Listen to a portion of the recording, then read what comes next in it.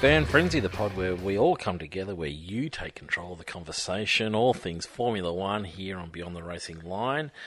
And I believe, have you got the first one? I've got the first one. First one comes from Sam Pearsall this week. Sam gives us 3 points to Behrman. Sensational for only having FP3 to practice and then fight from 11th to 7th. Brilliant job. 2 points Piastri, solid form and good race. And 1 point Hulkenberg. Getting a point in a Haas is reasonably impressive along with the help of K-Mag, the blocking train. I like that. Hulk featured in mine as well. Dud of the day, my gentleman's agreement says I can't dud Alpine, so my real one is Lance Stroll for his crash, plus the team radio where his engineer asks, can you bring it home? And he replies, no, I can't. Settle down, bud. Questions. What if I gave you a diamond magnifying glass? Has the ability to get all the answers you ever wanted to know. Oh, here we go. Make up whatever way you wanted the information given you look like, video, book, or just... not the imagination police. And you can use it once for Formula One and once for anything else in your personal life or other mysteries in the world. What do you use the diamond magnifying glass on? Some examples include who leaked the Horner messages, how did the Ferrari engine in 19 actually cheat? Don't read his examples, he's using the best ones. Yeah, what's the message between Lewis and Ferrari? All right. I want to know the Ferrari situation. That got swept under the rug. Yep. What was going on? How bad was it? Tell me all about that. So I'd be finding out all about that. And what other massive questions do I have in the world? I'd love to know where that aeroplane disappeared to. What is it? The MH. Yeah, the whatever it is. MH370 or whatever. Yeah, I'd love to know where that disappeared to. That's that one's got me a bit puzzled. Yep. Yeah, what about you? Jeez, a diamond, mate, like looking back in the past. Did Seb really have a clause to exit Red Bull to Ferrari? Well, clearly. That'd be a good one. Just what was it? He clearly did, because he left. That'd be good. No, just what was it? What was the clause? Oh. I don't know, mysteries of life. Did Sam finish his fantasy team? No, it's still right Maybe in the bottom. That might be why. Still right in the bottom. Not sure what's going on there. Not sure. Tell us, Sam. It's an intriguing question. For someone who is across this sort of thing, I don't know what's going on there. Is the next one Adam or not? Next one is Nat. No. Nat is back again for this week. Thanks for coming back to us, Nat. I'll read this one. Okay. Thanks for the shout out last week. Long time listener, first time caller. It's Like awesome. Thank you, Nat. We love hearing from people who have listened to us for a long time. Next question, where from? Get us back in. Yes, where from, Nat? Tell us a little bit more about where you're listening from. It blows my mind where some of our listeners are listening in from. And give us a little bit of insight. Like, do you have a favourite driver? Do you have a favourite team? Do you have a favourite year? Like, give me 3 interesting things F1 related about you, Nat, that I can talk about next week. Geez, we're getting needy, aren't we? After We want that. questions. But it's good. We want questions from that. We like it. We're giving them shout-outs. And now we're wanting all this extra information. I tell you what Sam also didn't do. Didn't give us a race ranking. Too much time invested on his question. He has dropped the ball. Nat gave us a 7 out of 10. Some great scraps in the midfield. Good to see some bold overtakes and Max looking unbeatable right now. Couldn't agree more, Nat. It is a 24-lap victory parade around the F1 calendar. Checo, keep it up, mate. 1. Red Bull would be crazy to let you go if you keep hauling in the points. 2 to Oscar. He's going to break Lando's heart by winning a GP before him. If the Bulls and Ferrari get out of the way. I couldn't agree more. And Ollie Berman, it'd be a travesty if he doesn't get a drive next year. Watch out, Charles, he's coming for your seat one day. I'm not all aboard the Ollie Berman hype train as much as you are, Nat, but I like where you're going with that too. Dud of the day, Lance. Come on, dude, you can't make too many more of these mistakes. Fortunately, Nat, I feel like he can. And question, with the Hamilton to Ferrari move locked in and so many drivers coming out of contract at the end of the year, when do you think the silly season in the driver market is going to begin?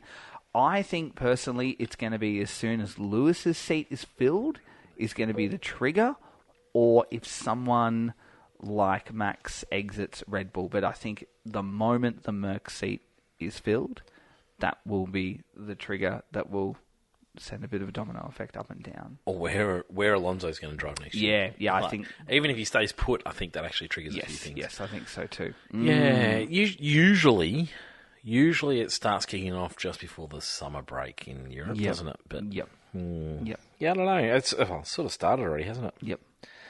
Who am I reading? Do I read one or you just Who read have you it? got next? Yeah, I'm happy to keep going. I've got Royce next. Go on. All right. You're No, out I of can't find order, Royce. aren't you? Yeah. Yeah, Royce has given us a race ranking 8 out of 10. 3 to Behrman. Has to get a seat next year after that performance. 2 to Piastri.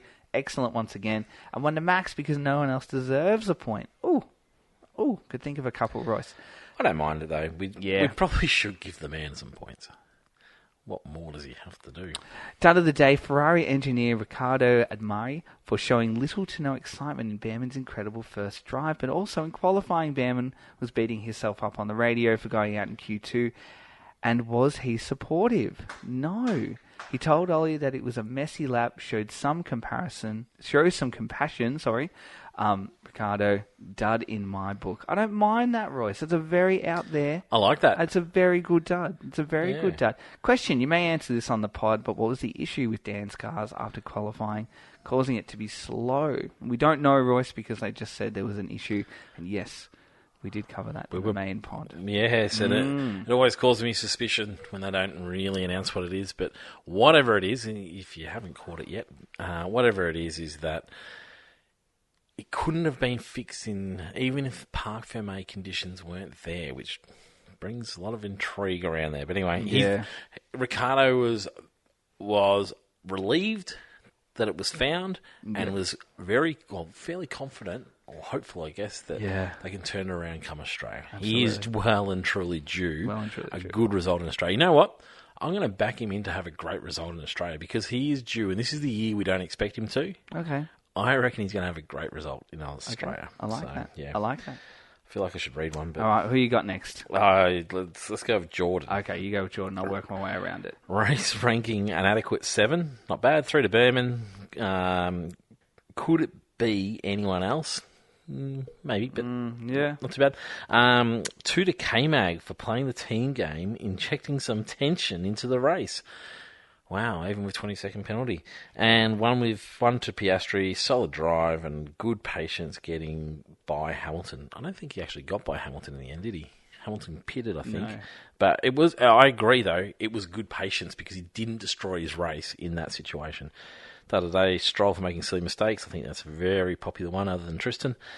Question, how many F2 drivers do you think could have a weekend like Behrman but just never got the chance? Great question. We sort of discussed this a little bit, didn't we? Not sure, yeah. Lots, probably, over time, but I don't know. There's probably only a couple per year. Yeah. They've got such big hype on this Alex Antonelli that's going to be the Mercedes next driver. Yep. I'd be so surprised if he goes into Mercedes. So I'm next to certain he's going to find his space in the Williams next to Albon if he's still there. Yep. So, yeah. Yes, that's it. Anyone else? Anyone else that you can think of off the top of your head? No. I think, you'd hope that Doohan, who's not an F2 driver anymore, but there's a few drivers that have stepped out of F2 that are sort of reserve drivers at the moment. Drugovic is one that could step into a car quite comfortably. So, yeah, I think there's a few drivers out there, but we did have a bit of a discussion about is there enough seats in Formula 1 at the moment. Do you want to do another one? Are you happy? Yep, go for it. Go for it. You're on a roll. Oh, wow. All right, look at me go. Do we do David's? No, we didn't do David's. No, we'll do David's. Okay. 1 to Max, 2 to Behrman. Must have been a dream for the young man. Yeah, couldn't agree more. 18. 18, yeah. 41 car at 18. 3 to Charles. Dud has to be to go to Stroll. What a fool. Touched the wall twice before his crash. Learn, lad. Learn. I like it. Messed up my fantasy team. There's something in it. There is something in it. I see where we are. Question. How do we make it more advantageous not to pull ahead by 20 seconds? It's a good question. I don't know. It's a good question. For our sanity, we need to come up with some sort of reason for it not to happen, don't we? Yeah. Not sure. No. Do you think that they'll be pulling red flags late in races for the sake of our sanity? No. You don't think so? No, I don't.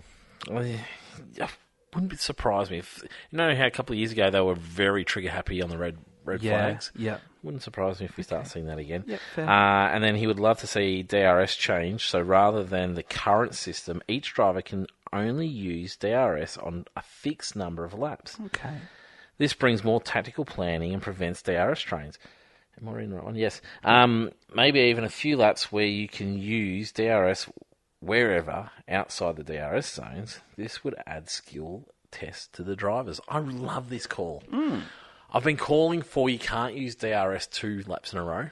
I've wanted this for a little while because you can become a little bit more strategic about when you use it for these DRS trains. Okay. And so I think there's really something in it. I think there's something in the fact that, you can either have a limited amount of DRS situations, but I'd prefer just that you can't use it 2 laps in a row. And so therefore, I think it would open up a few of these DRS trains a little bit. I'm not going to do anything for the 20-second lead. No. Nothing for the 20-second lead. No, I'm just trying to wrap my head around that. Yep. For the 20-second lead, one thing you could do is not have blue flags. Yep. I've been calling for no blue flags for a little while. With Crofty, unfortunately, he's my main ally in this one. But Okay. Anything else could be done? No, I'm not sure. Okay. Just all right. Accept it. Your turn. I've jumped in middle order and it's going to ruin your night now. Have we had Shane? You just did. No, I haven't done Shane. All right, I'll go with Shane. Shane gave us a race rank of 7. Good midfield race. 3 to Oscar, 2 to K-Mag for being a great teammate, and 1 to Charles. HM? HM? What's HM? Honourable mention. Sorry, had to think about that for a second. Honourable mention for Ollie Behrman. Not bad finish in second best car. Dud can't decide between Lance or Dan. Ooh. And then hasn't decided. And question, I know it's a safety issue, but would you love to see refueling to spice up strategy? I don't miss it. So no. Yeah. No, probably not. Yep. Probably not. Yep. Would you be disappointed if it came back? No. No, I'm a bit the same. I was like, I'm with you. It'd be interesting to see, but I don't know if I'd want to lock myself into it, and there's such a big thing to jump back into it. Adam Hughes, have we done Adams? Adam, no, I haven't done Adams. Other poor race from what normally is one of the best races of the year, 5 out of 10. I think that's what he said last week, Adam. Adam started in a real down fashion this year. Adam, they've been good. They've been great. Apart from out front. No good out front. You've got to look past that. I know. 2021 was too soon ago. We remember the good times. I know. 3 points to Oscar Piastri, 2 to Charles, and 1 to Alonso. Behrman did an adequate job for the car. Nothing more, nothing less. Was a must in the second fastest car. Lawson has a better debut. Oh, jeez. That's a spicy comment. Yeah, I don't know about the Lawson one, but it's about the same as what you were saying about Behrman, wasn't it? Yep. Dud, Stewart's clearly checking passports again, and Norris gets off with no penalty. Twice, Adam. Question: Your season early thoughts.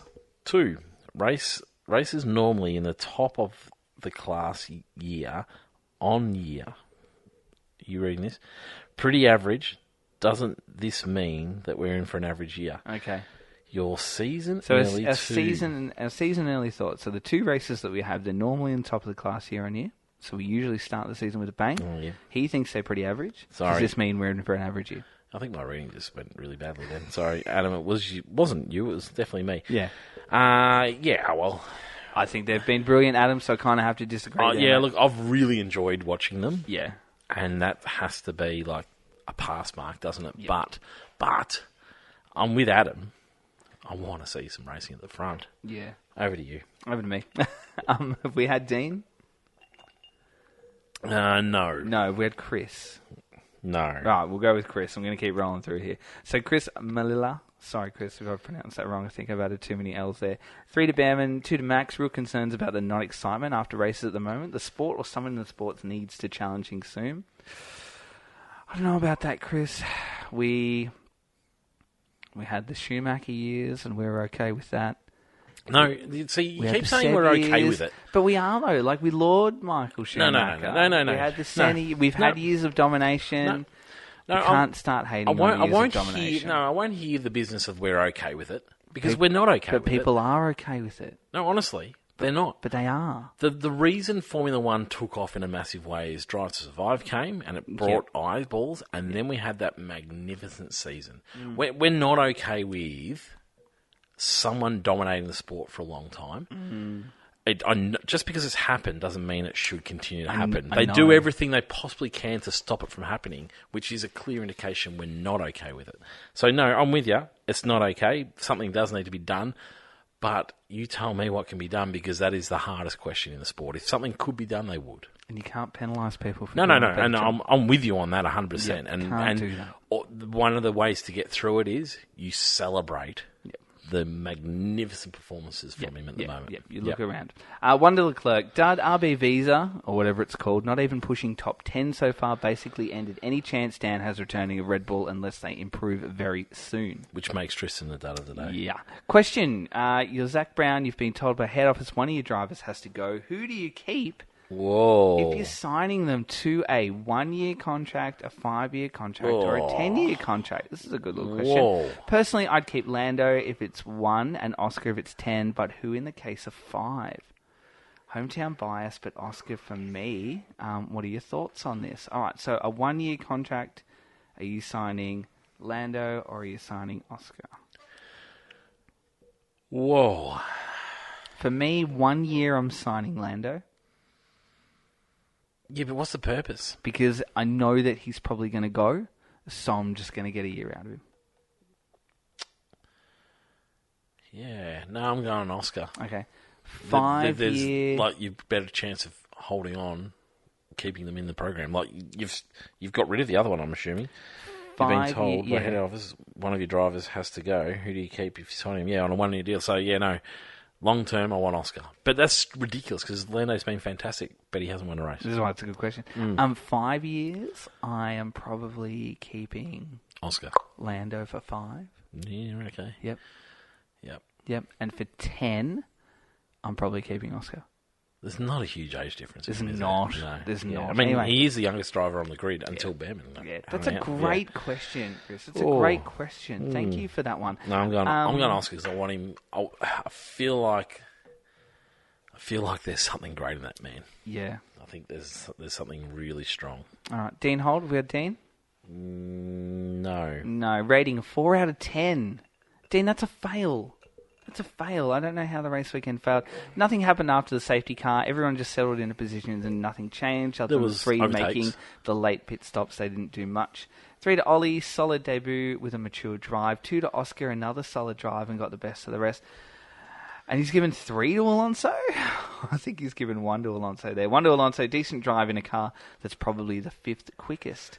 Dud, hate to say it, but as a Dan fan, he had a terrible weekend. I couldn't agree with him more, Dean. Finishing behind Sargent, and he seemed to not have any issues with the car, which I guess we found out later on now, Dean. He did have issues with the car. Question. Very harsh for someone who had a 41-second pit stop, you lot. I agree with him, though. Question. I know you question, do. Personally, think they need to try and let teams decide what tyre compound they want to use for the weekend like they did pre-2020, as giving everyone the same, stopping a team or going more aggressive with a strategy. What do you think? Was that pre-2020 they did that? Yeah. Really? I don't know. No, I don't think so. I think they've told them what tyres to bring for a long time. Yeah, now. I think we had the 5 compounds, so we had a lot more to choose from, I think is what he's sort of saying there too. Yeah, I'm not sure. I don't mind that. Yeah. So they used to choose how many of the different compounds to bring. Yeah. Because we had the 5 set. But I think they were restricted on which ones they could bring, but they chose, remember you could choose to bring 7 softs. Yeah. 7 sets of softs, and is that when 3 hards. We had the hyper soft? Is that what it was? Was it hyper soft, the pink that never came out? Yep. Yeah, don't mind it, Chris, but then at the same time, I mean, tyres are tyres. We still have 5 compounds that just rebranded the C1 to C5, and it's a sliding scale across the weekend. I think the issue would be is if teams could choose any tyre and how many of each tyre to bring. Well, they might just bring 10 sets of softs and just run lots of stops and be really quick. No, well, they could do Or that. they might bring 10 sets of halves and just do one stint. Yeah, no, but probably my concern would be is like there wouldn't be enough understanding of tyres and tracks and things like that. But, yeah, I don't know, it would certainly spice it up. And you know what? It'd nearly be worth it. Something like that would nearly be worth it for a couple of races. Yeah. Something you could give a go of. Yeah. So I like it. It's a good one. All right, cool. Did we get to everyone? Last one, I think, is Oars. Oh, yeah. Oars, yeah. Race ranking is 6.5 out of 10. 3 to Max, 2 to Bam, and 1 to Piastri. Dud, as much as it pains me to say this, but our man Dan was the absolute dud of the entire weekend. And then put the cherry on the cake with the embarrassing spin at the end of the race. Yeah, that one I can't defend. Question, should the salary cap be revisited and made a sliding scale like the wind tunnel CFD time? Yes. 150 mil to the winner and a 5% increase per position down the order. Yes. I like that. Great suggestion, Oars, and we're all for that one. Yep, and knock way more time off the development train. Yep. Way more time. It's currently not harsh enough, and that is certainly one way to fix the problems that we've got in Formula One. Second question, on the back of this weekend's performance, which gave me massive McLaren Dan vibes, which race... That was loud. My apologies. Which race will Lawson be Sonoda's teammate by? Whoa! Whoa. Is this Oars? Whoa. That's a huge call. That's a huge call. That's a huge call. I had a little flashback of McLaren days because we were hearing, things aren't working well in the car. But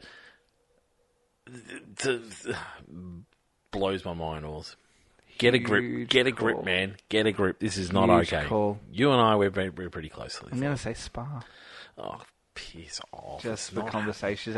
Thanks to everyone for tagging Oscar in their votes. Did you notice that? I like that. I feel like they're trying to say, get a special guest on it. Yep. Look, Oars and Tristan, you're both going to be... When Dan turns it around, you two Judases are going to be put up against a wall and shot. Pathetic. I'm not putting up with this business with Dan. He's coming back. It's going to be a great race weekend. You wait. He'll be on top very soon. Till then, goodbye now.